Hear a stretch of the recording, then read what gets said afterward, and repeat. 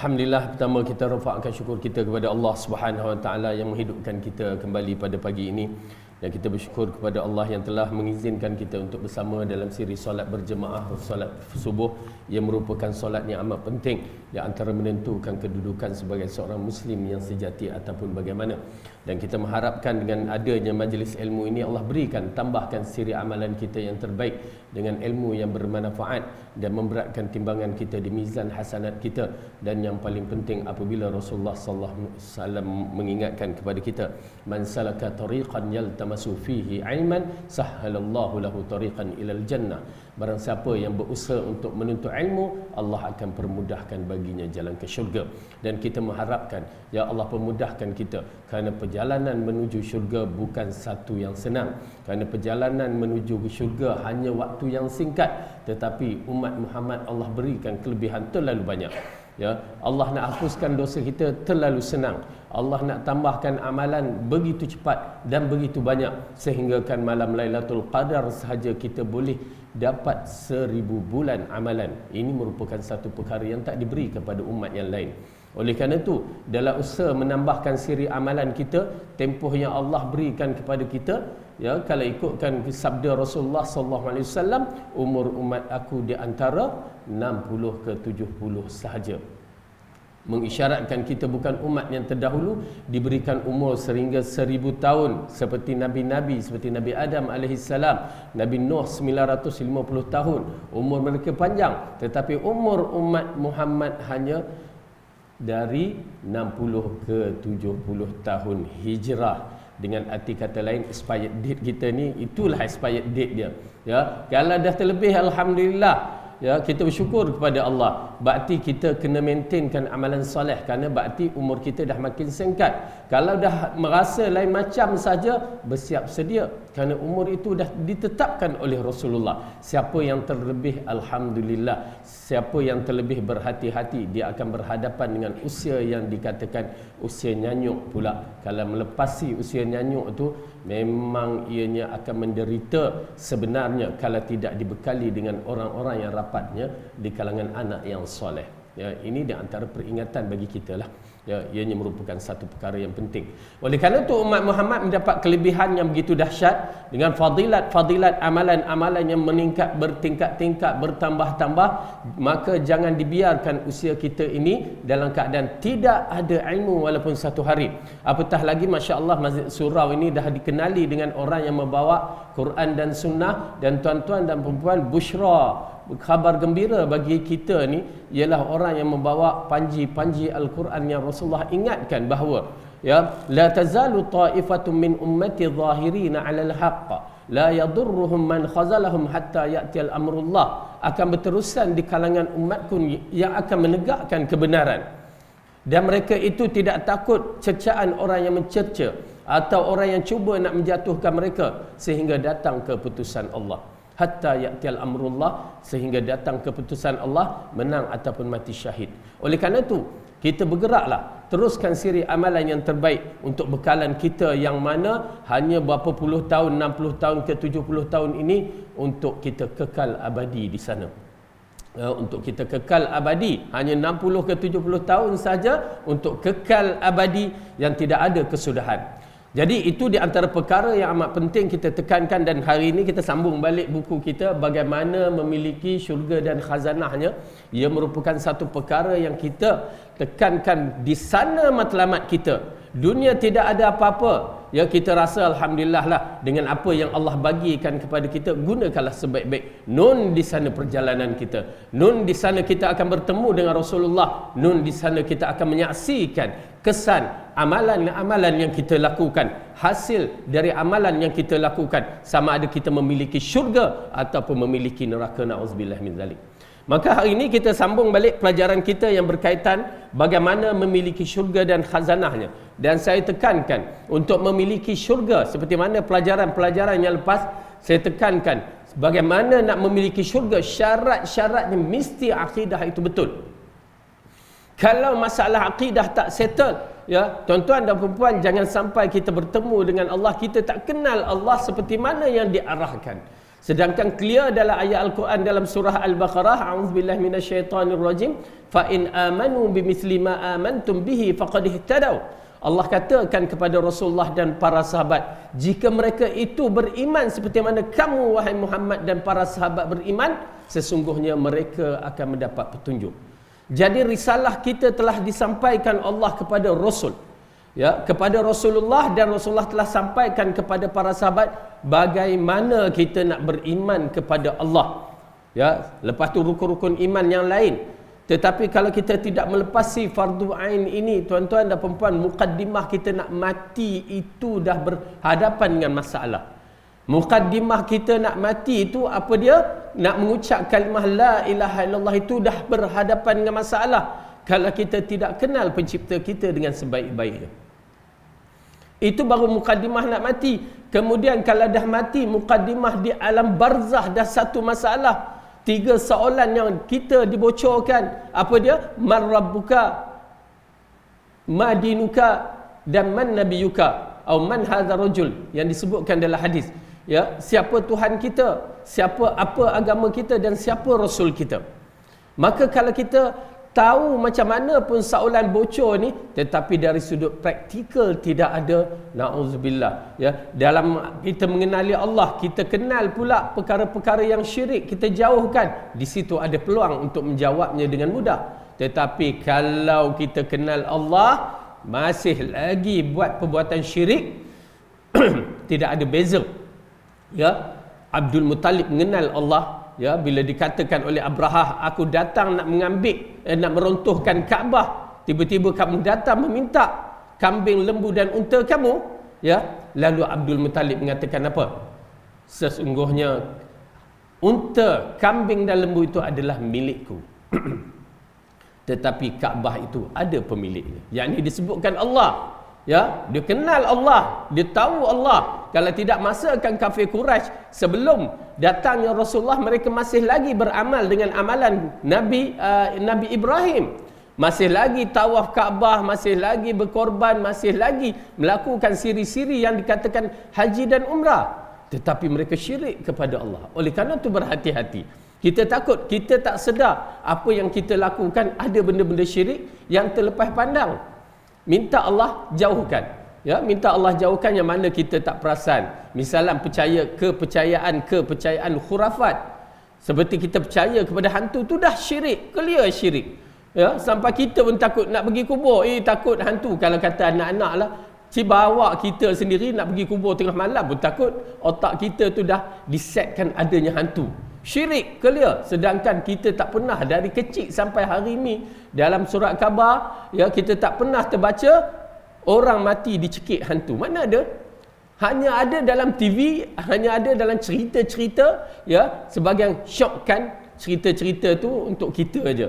Tetapi hakikatnya, na'udzubillah, anak-anak kita dididik dalam masalah ini penuh dengan syirik dan akhirnya menjadi keimanan kepada mereka. Nampak tak? Percaya benda-benda khurafat, tahyul, ya, tuah dan sial, sehingga kan ada yang pergi letak apa duri kat tingkap, kan apa, nak ngelak syaitan masuk. Letak pokok durian Belanda. Kalau durian betul tu lagi baik, durian Belanda, ya, semata-mata nak elak kononnya syaitan masuk. Hadis clear.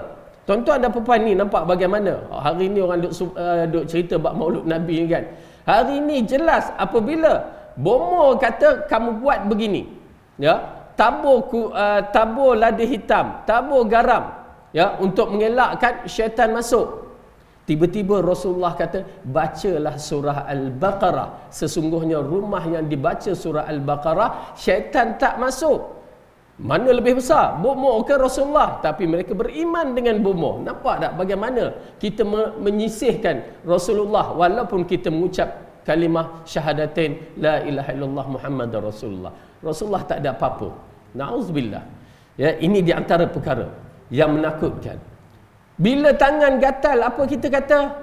Ya, itu rezeki nak turun tu, ya, nak dapat tu. Salah. Itu iktikad yang salah sebenarnya. Entah makan belacan tak basuh elok, ya, gatal lah tangan. Itu benda-benda khurafat yang berlaku. Bila rama-rama masuk, tu dia. Ya, apa kita kata? Ya, ada orang nak datang.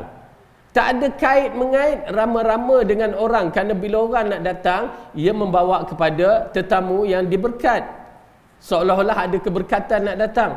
Sedangkan rama-rama tu tersesat sahaja. Ya, bila kita beriktikad begitu, ada masalah syirik di sana. Oleh kerana itu kena berhati-hati. Baik.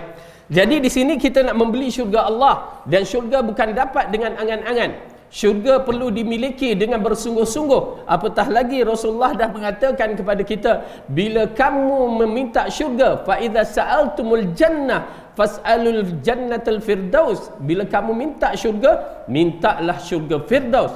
Kenapa? Kedudukan yang tinggi dan hebat ini. Walaupun apa taraf kita, walaupun kenapa Rasulullah SAW berbicara dengan para sahabat yang title mereka, pangkat mereka hamba abdi, ya, peniaga dan peladang, penggembala kambing, tetapi Rasulullah kata minta syurga firdaus. Walaupun kita ni umat akhir zaman, kita kata banyaknya dosa aku, jangan berputus asa dengan rahmat Allah. Subhanallah, siapa yang mempelajari akidah tauhid yang sebenar-benar, dia melihat kedudukan Allah itu maha hebat. Allah bila dia nak mengampun, di dalam hadis yang disebutkan oleh Rasulullah SAW, dia akan ampun bila-bila masa, walaupun dibawa dengan dosa yang paling banyak. Bawalah, tetapi bila kita datang bertemu dengan Allah, minta kepada Allah, Allah akan ampunkan. Syarat datang. Walaupun tak datang di akhir, nanti di dalam satu kisah disebutkan dalam hadis, Allah melepaskan golongan yang mana dosanya banyak, ya, disebabkan rahmat dia. Subhanallah, maha suci Allah. Jadi kita mencari keridaan Allah. Dalam bab ini, ya, kita kumpulkan ilmu. Tuan-tuan dan perempuan, kumpulkan ilmu. Walaupun dalam keadaan apa sekalipun, kumpulkan ilmu yang bermanfaat, ilmu yang betul, menepati Quran dan Sunnah. Baik, hari ini kita sambung balik yang berkaitan dengan mukaddimah kita dahulu, gambaran syurga yang disebutkan di dalam Al-Quran dan hadis-hadis sahih. Ya, subhanallah, perkara ini amat penting. Kerana apa? Bila kita membicarakan syurga, dia termasuk persoalan ghaib yang mana kena ada iman, yakni kepercayaan. Bagaimana nak mempercayainya? Kena paksa diri kita percaya, yakin. Ini di antara mujahadah. Kerana selama ni kita sebut syurga tak ada apa-apa. Yang saya katakan, bila sebut Allah pun tak ada apa-apa, berbahaya. Itu ada krisis keimanan. Sedangkan orang mukmin bila menyebut kalimah Allah dah mula bergetar. Ya, lepas tu disebutkan nama Allah, lagi, ya, keimanannya akan bertambah. Oleh kerana itu Ibnu Abbas mengatakan di dalam riwayat Syu'abatul Iman, dalam kitab Syu'abatul Iman oleh Imam Baihaqi, mengatakan ta'allamna imana qabla nata'allam al-Quran. Kami mempelajari iman sebelum kami mempelajari Al-Quran. Jadi iman kena pelajari dan iman kena dilatihkan. Kerana bila kita mula melatihkan beriman kepada Allah, sebut je kalimah Allah, ada rasa risau, ada rasa takut, bergegar jiwa kita. Tuan-tuan dan perempuan, busyra, khabar gembira, insya-Allah iman kita akan bertingkat-tingkat. Lepas tu baca Quran terjemahan, kita akan nampak bagaimana terasa bila sebut syurga dah lain dah. Bila sebut neraka dah lain. Kalau tak ada, dia hanya seperti membaca buku story, cerita-cerita, tak ada rasa apa-apa. Ya. Okey, dalam bab itulah kita tekankan. Kita tekankan bahawa perkara ini perlu diimani, diyakini dengan sebenar-benarnya.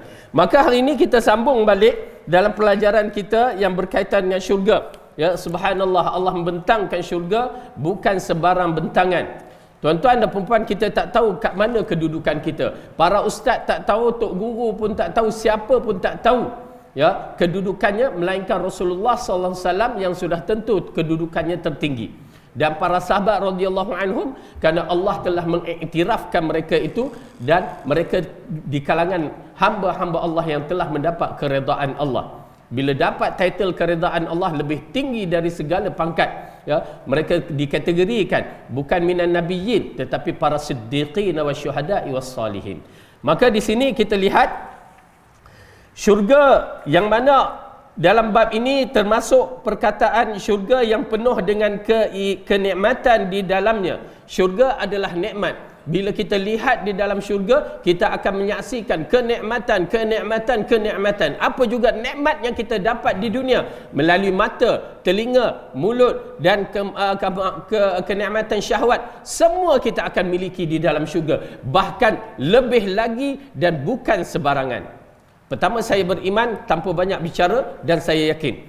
Kerana ianya merupakan satu, pertama datang dari dalil-dalil yang sahih dari Al-Quran, yang kedua dari hadis-hadis Rasulullah sallallahu alaihi wasallam. Apa Allah mengatakan, berfirman dalam surah Al-Waqi'ah, A'udzu billahi minasy syaithanir rajim.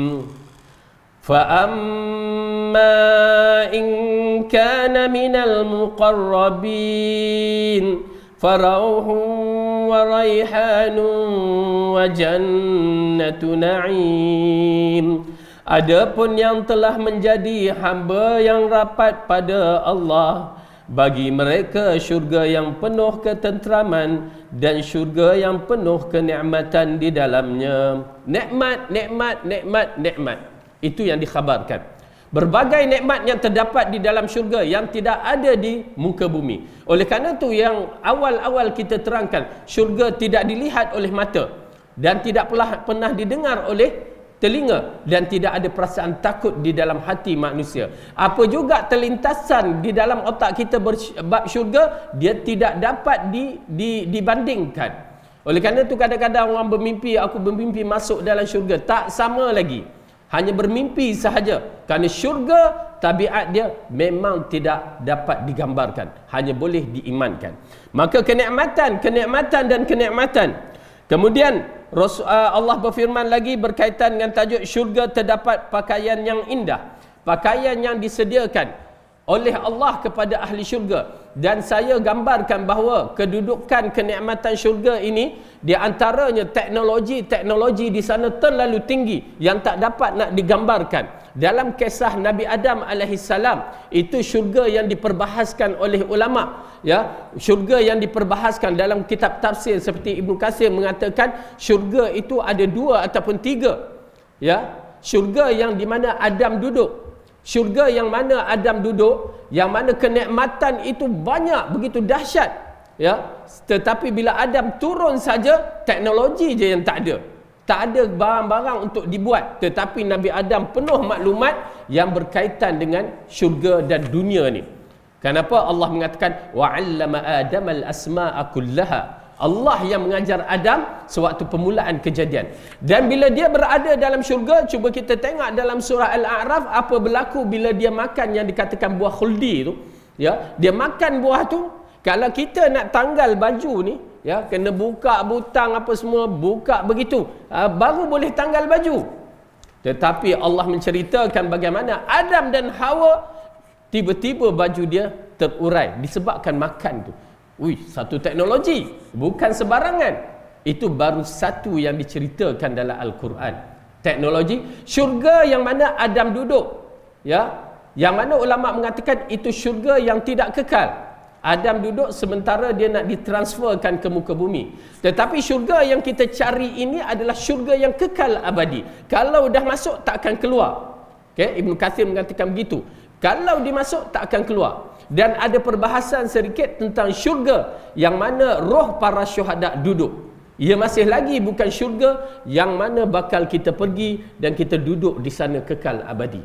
Okay? Jadi oleh kerana itu perbahasan itu masih di dalam kitab tafsir jelas. Namun begini kita nak ceritakan syurga terdapat pakaian yang indah. Masyhur 2 pakaian, iaitu pakaian daripada sundus wa istabrak. Ya, satu pakaian sutra bagi ahli syurga yang kita lihat di dalam Al-Quran dalam surah Al-Kahfi. A'udzu billahi minasy syaithanir rajim.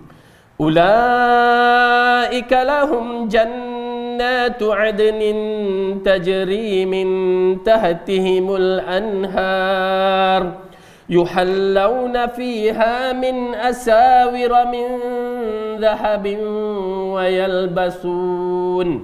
ويلبسون ثيابا خضرا من سندس واستبرق متكئين فيها على الأرائك نعم الثواب وحسنت مرتفقا. Dan bagi mereka syurga Aden yang mengalir sungai-sungai di bawahnya, dipakaikan gelang-gelang dari emas dan mereka memakai pakaian dari sutera hijau yang halus dan sutera tebal, dan mereka duduk bersandar di atas dipan-dipan. Itulah tempat sebaik-baiknya dan tempat berehat yang indah. Ya. Jadi gambaran Allah ceritakan bagaimana pakaian ahli syurga dan tempat yang begitu selesa. Oleh kerana itu, seharusnya kita akan tahu, kita akan saksikan di antara perkara-perkara yang untuk mendapatkan pakaian syurga ini boleh kita dapat di muka bumi ini. Ya. Kalau kita asyik-asyik nak raya, kita nak beli baju baru, asyik-asyik raya nak beli baju baru. Begitu juga syurga. Kenapa kita tidak mahu mengumpulkan harta kita di sana? Banyak amalan-amalan yang kita terlepas pandang. Sayang.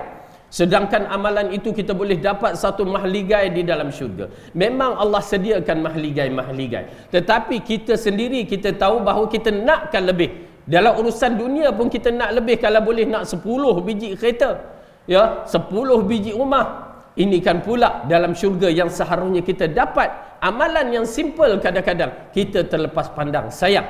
Ya. Maka di sini antara saya ingatkan bahawa amalan-amalan yang simple ini berkaitan dengan pakaian syurga ni kita boleh dapati. Kadang-kadang kita ada khairat kematian kan. Okey, bagus tak dinafikan khairat kematian. Tetapi apa salahnya jika kita ada kematian, kita belikan kain kafan untuk orang mati itu. Tapi bagi tahulah supaya tak beli orang lain belikan. Ya, atau khairat kematian belikan, bagi tahu. Maka barang siapa, di dalam hadis nanti kita akan jumpa, barang siapa yang menyediakan kain kafan untuk orang mati, maka ianya telah menyediakan pakaian sutera sundus ini di dalam syurga. Tuan-tuan dan perempuan, simple, tak mahal pun kain kafan, tetapi kita telah menyediakan, ya, telah menyediakan pakaian syurga dari muka bumi lagi. Baik. Kemudian firman Allah dalam surah Ad-Dukhan, Innal muttaqina fi maqamin amin fi jannatin wa uyun yalbasuna min sundusin wa istabraqin mutaqabilin. Sesungguhnya orang-orang bertakwa itu berada di tempat yang penuh keamanan, di dalam taman-taman dan mata air yang memancar. Mereka memakai pakaian sutera yang lembut dan sutera yang tebal sambil duduk menghadap di antara satu sama lain. Okey, ini di antara gambaran yang Allah ceritakan. Bagi saya ianya merupakan satu nikmat. Dan bila dibicarakan di antara cara duduk, kalau kita melihat dalam hadis, dipan-dipan duduk di atas tempat itu, mereka duduk muttaqi, yakni duduk style apa ya, macam mana kita nak tunjuk, ya, duduk dia. Kalau kita tengok dalam siri cerita-cerita lama, raja tu baring mengering tu kan, ya, dikipas oleh dayang-dayang. Begitulah kedudukannya sambil makan buah. Ya, boleh nampak? Tak boleh nampak. Ustaz nak kena tunjuk ke? Okey, kita tunjuk. Dia macam ni. Sorry, minta maaf. Ya. Okey. Dia macam tu. Berarti duduk orang kaya. Duduk orang mewah, ya, sambil di amboi ustaz pun. Okey, itu duduk mereka yang di dalam syurga dalam penuh kenikmatan. Berarti tak ada apa nak dirisaukan. Baik. Kemudian syurga mempunyai pemandangan yang indah, di mana Allah berfirman di dalam surah Al-Insan, wa yatufu alaihim wildanun mukhalladun idza ra'aitahum hasibtahum lu'lu'an mansura wa idza ra'aita ra'aita na'iman wa mulkan kabira. Dan mereka itu dikelilingi oleh pelayan-pelayan yang sentiasa muda. Jika kamu melihat mereka, kamu rasakan kecantikan mereka seperti mutiara-mutiara yang bertaburan. Dan bila kamu lihat lagi, kamu dapati ianya penuh dengan kenikmatan. dan kamu dapati satu kerajaan yang maha agung. Subhanallah. Ya, Allah ceritakan bagaimana pelayan-pelayan kita di dalam syurga seperti mutiara. Mutiara, tuan-tuan dan perempuan, bila mutiara tu jatuh, orang takkan biar. Orang tengok cantik dan mereka akan kutip. Begitu indah gambaran Allah kepada kita, bagaimana pelayan-pelayan muda ini yang akan melayan kita. Ya. Kemudian wa idza ra'aita samma ra'aita, kamu tengok satu kerajaan yang hebat, gosok mata lagi tengok, kerajaan ini bukan satu kerajaan yang main-mainan. Subhanallah, saya mampu untuk bicara hanya melalui keimanan, keyakinan.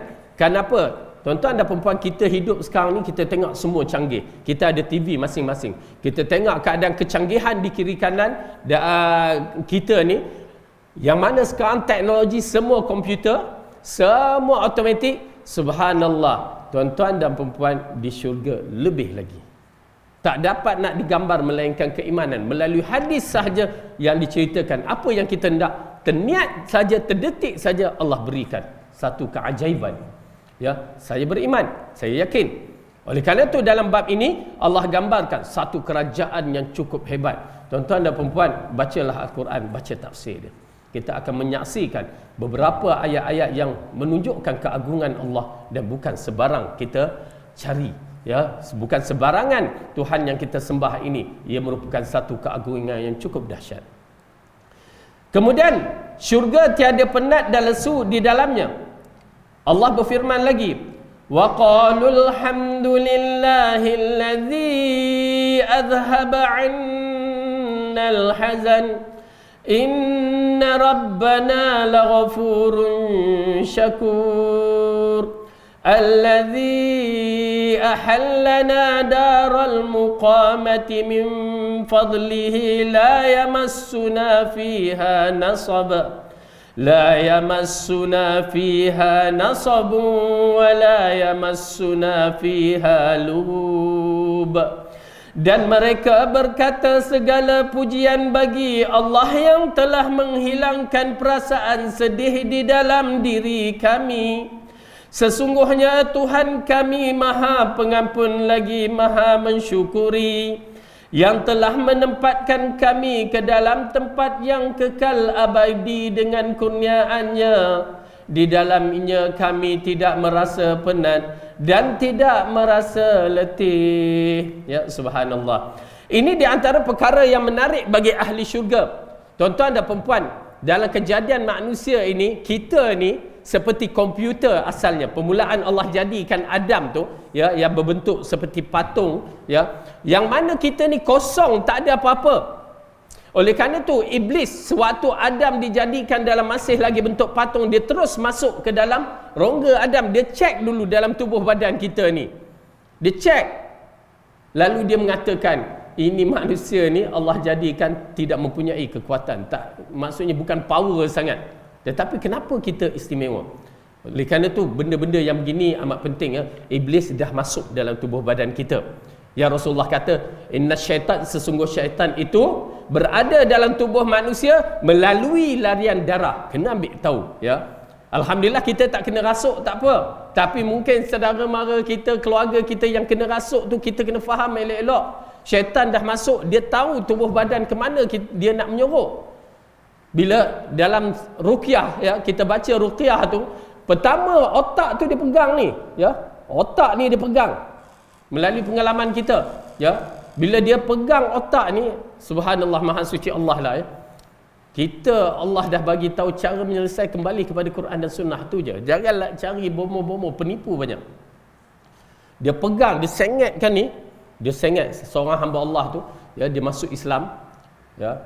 Dia sengat ni, tarik mata dia, juling.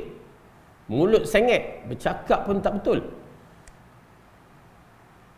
Budak tu masuk Islam, tapi dia kata pak saudara dia tak suka, Hindu, ya.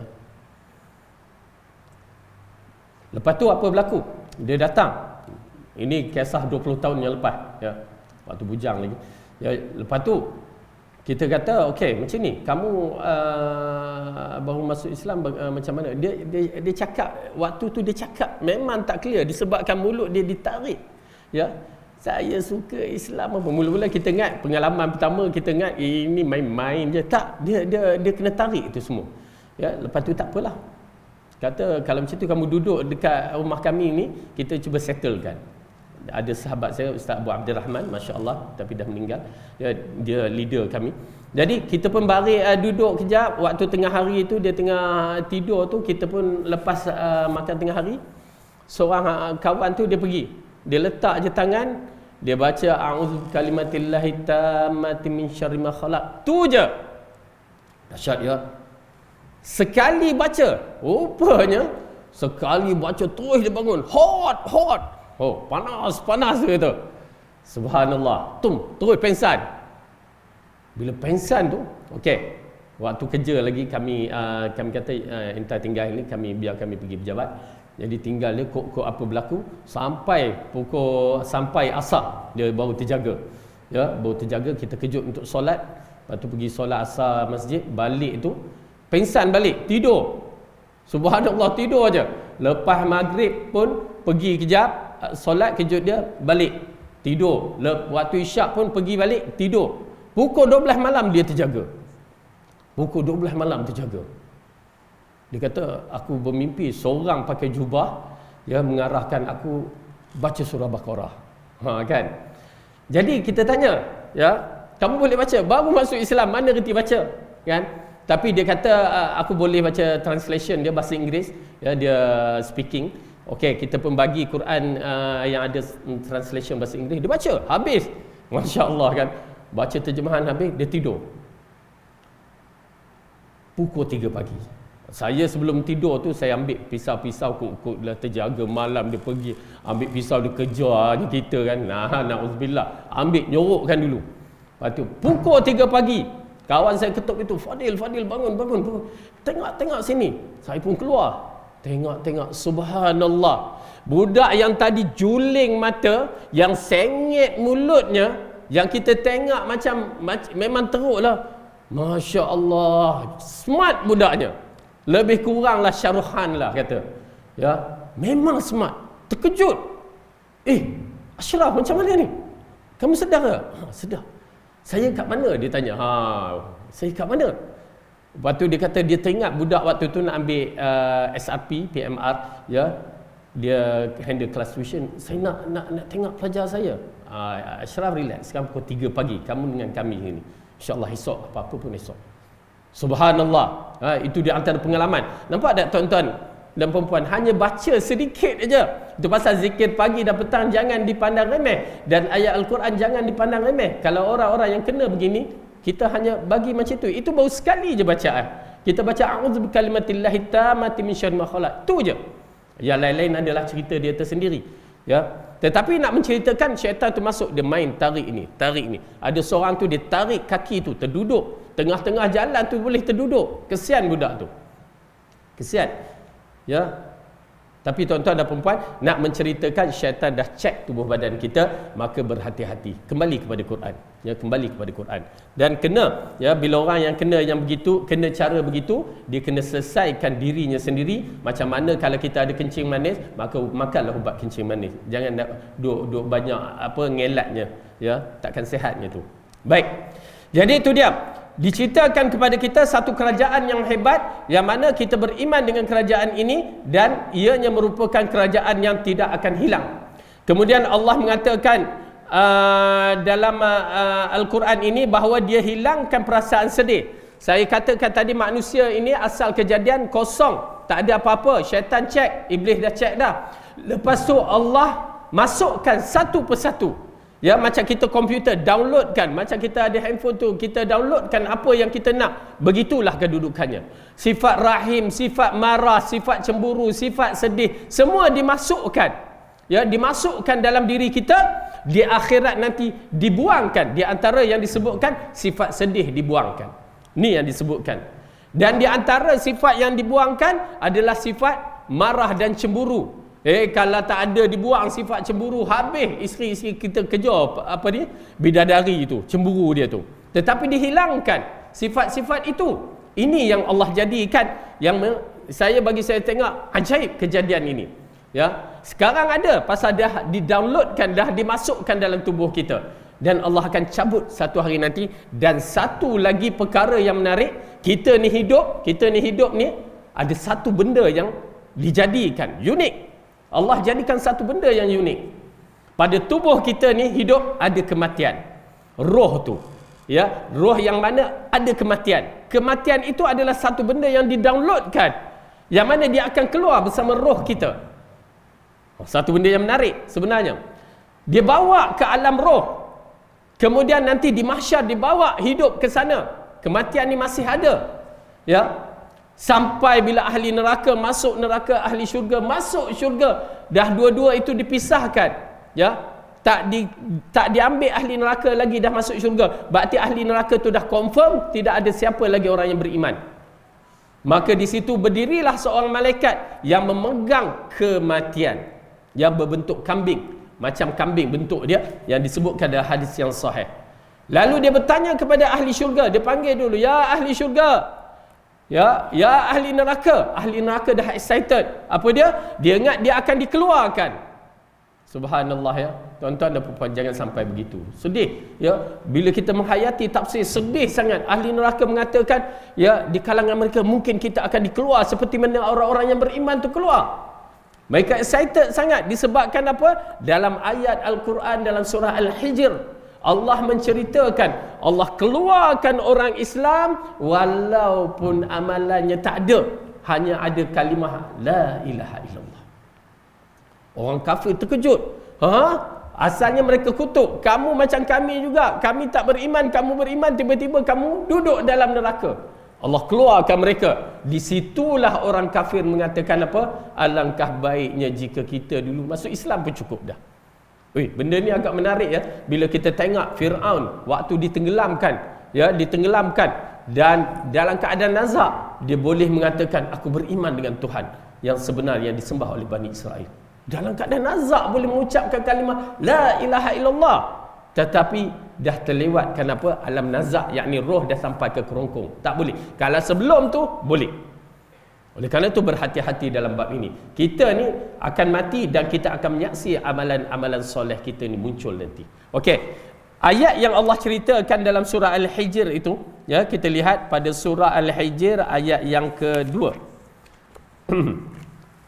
A'udzu billahi minasyaitonir rajim.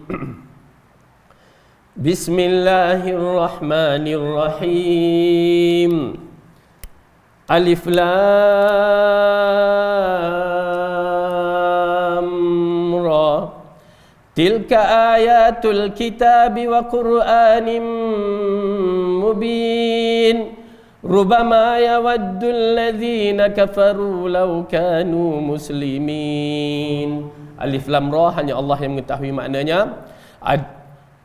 Ini adalah sebahagian dari ayat-ayat Alkitab yang sempurna, yaitu ayat-ayat Al-Quran yang memberi penjelasan. Orang-orang kafir itu seringkali nanti di akhirat menginginkan kiranya mereka dahulu di dunia menjadi seorang Muslim. Ya subhanallah. Kesian, ya. Waktu itu memang keadaan sedih. Maka orang kafir begitu excited waktu tu, ahli neraka mengatakan mungkin kita akan dilepaskan. Dan orang ahli syurga pula rasa takut. Adakah kita ini akan dimasukkan ke dalam neraka? Ya, itu aja waktu dia. Lalu dikatakan, tahukah kamu apakah ini? Lalu mereka tahu itulah kematian. Ya, itu dia yang saya katakan, kematian itu mengikuti roh kita. Lalu diambil kematian, diletakkan dan disembelihkan di antara syurga dan neraka. Maka dikatakan kepada ahli syurga, wahai ahli syurga, hiduplah kamu kekal abadi dan tidak akan mati untuk selama-lamanya. Ya, gembira ahli syurga. Dan dikatakan kepada ahli neraka, hiduplah kamu kekal abadi dan kamu tidak akan mati untuk selama-lamanya. Meraunglah mereka dan mereka kekal dalam neraka dengan azab. Na'udzubillah min dzalik. Okey, jadi itu dia. Jadi ini di antara perkara yang menarik. Lepas tu Allah mengatakan di dalamnya tidak terdapat perasaan merasa penat dan juga merasa letih. Kita ni hidup kita ni dah makin tua ni lagilah penat, letih berbagai-bagai. Nak naik tangga kat rumah pun dah tak larat. Ya, lebih baik buat bilik kat bawah aja, senang cerita. Ya, subhanallah, itu realiti yang mana kita menyaksikan orang-orang yang mana bila dah sampai umurnya, terutamanya orang perempuan, mudah sakit lutut. Ya, subhanallah. Baik, kita ambil lagi. Yang ke-8, syurga terdapat pohonnya yang rindang dan buahnya, seperti mana yang disebutkan dalam surah Ar-Rahman, muttaqiina ala furushim batainuha min istabraq wa janal jannataini dan mereka duduk bertelekan di atas permaidani, di dalamnya daripada buah-buahan dari kedua-dua syurga, mereka boleh diambil dari dekat. Yang ini tumbuh-tumbuhan yang besar dan rapat buah-buahnya. Allah firman lagi, fi jannatin aliyah kutufuha daniyah, di dalam syurga yang tinggi dan buah-buahannya dekat, mudah dipetik. Okey, Allah ceritakan lagi syurga dari emas dan perak. Dari Abu Sa'id Al-Khudri radhiyallahu anhu telah berkata, telah bersabda Rasulullah sallallahu alaihi wasallam dengan maksudnya, syurga dipagari dengan batu bata dari emas dan perak, kemudian terpancar di dalamnya sungai-sungai dan ditanam di dalamnya tumbuh-tumbuhan. Maka apabila malaikat-malaikat melihat kecantikan kehebatannya, lalu mereka berkata, kamu adalah sebaik-baik tempat tinggal. Hadis yang sahih li ghairihi, riwayat Imam Al-Baihaqi. Okey, ini di antara gambaran syurga-syurga yang mana disediakan dalam bentuk emas dan perak yang Rasulullah sebutkan. Okey, tuan-tuan dan puan-puan, hanya iman yang dapat membicarakan. Kita tak mampu untuk bicarakan melalui akal fikiran. Bagi saya beriman dan saya inginkan syurga yang begini. Ya, mudah-mudahan Allah kabulkan permintaan kita semua. Amin. Kemudian yang ke-10, syurga terbentang luas, firman Allah dalam ayat Ali Imran. Subhanallah, ya. Wasari'u ila maghfiratin min rabbikum wa jannatin arduha as-samawati wal ard u'iddat lil muttaqin.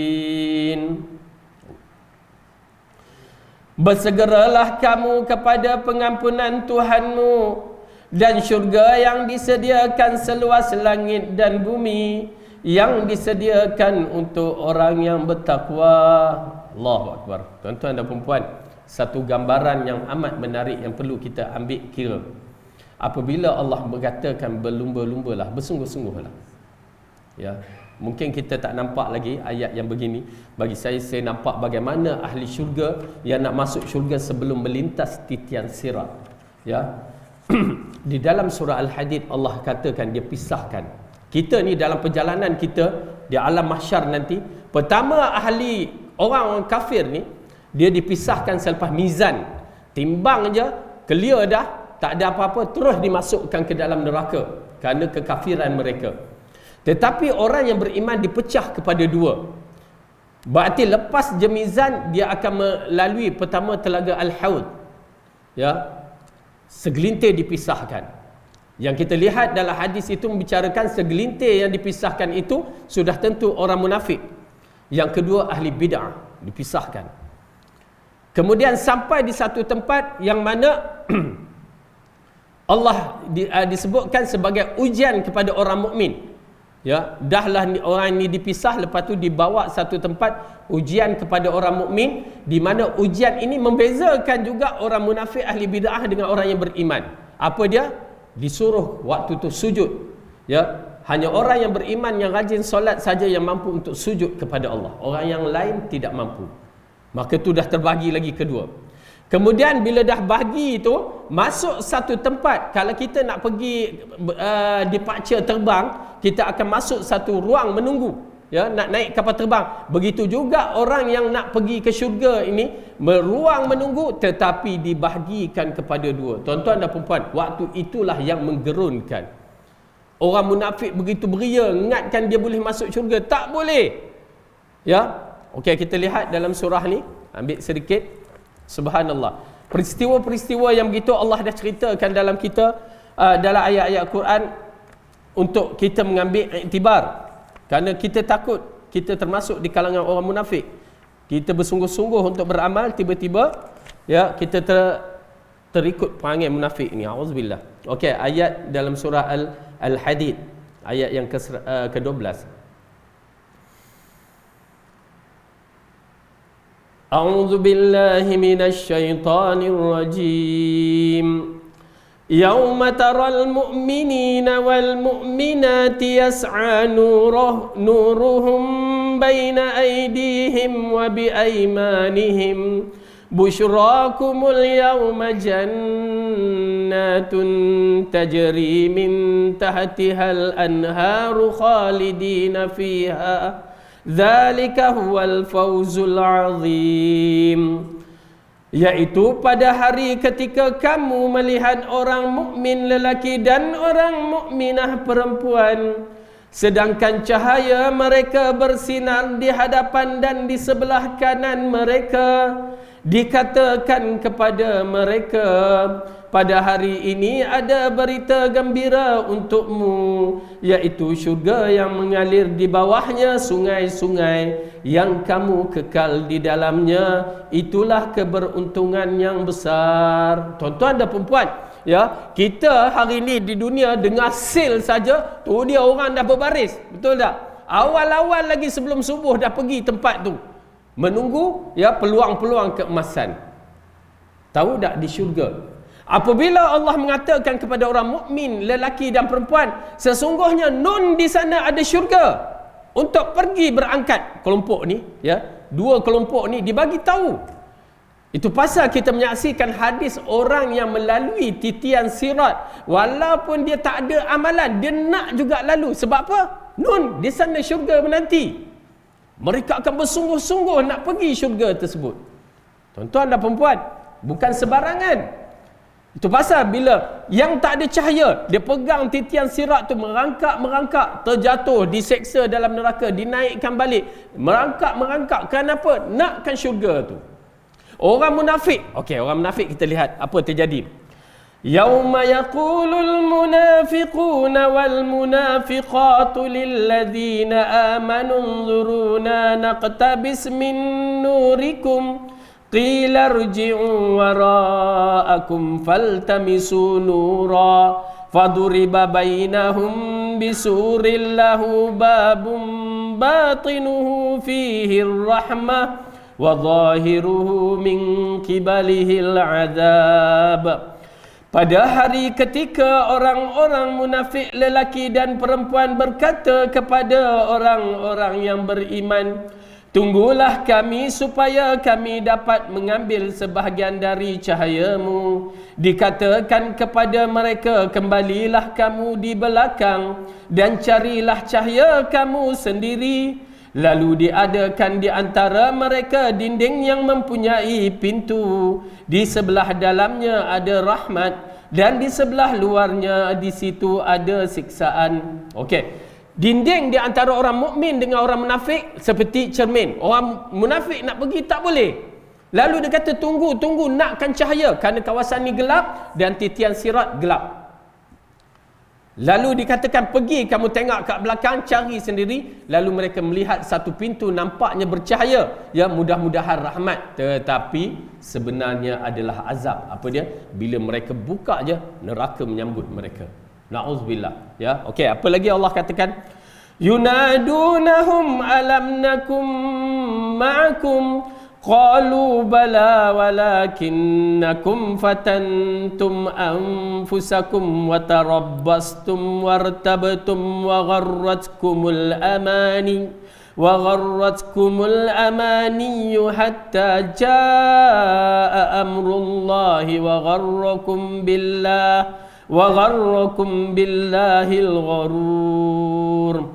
Orang-orang munafik itu memanggil mereka orang mukmin seraya berkata, bukankah kami dahulu bersama-sama dengan kamu?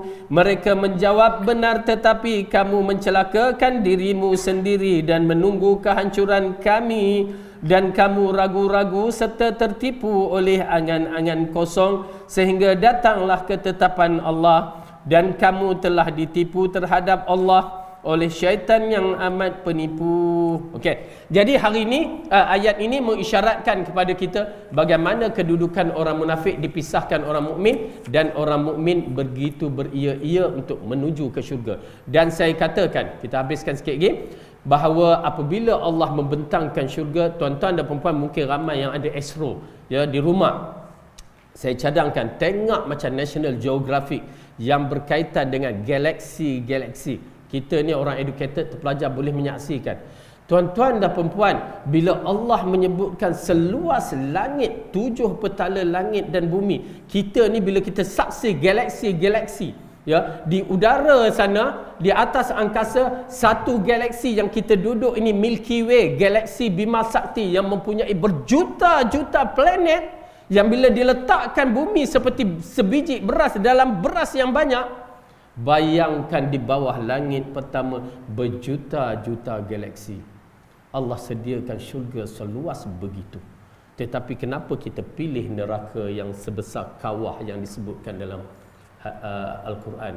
Oleh kerana itu minta lindung kepada Allah, ya, kita akan bersungguh-sungguh dalam siri amalan untuk menjadikan kita orang yang terbaik dan mengejar syurga yang dijanjikan oleh Allah Subhanahu Wa Taala, ya, dan kita mengharapkan Allah ampunkan dosa kita dan Allah berikan yang terbaik untuk kita. Wallahu a'lam bisawab. Cukup sampai di sini, dan mudah-mudahan ilmu ini kita dapat beramal dan berusaha untuk menjadikan orang yang terbaik di sisi Allah, kerana syurga menanti untuk kita. Aqulu qawli hadza wa astaghfirullah li wa lakum. Wassalamu alaikum warahmatullahi wabarakatuh.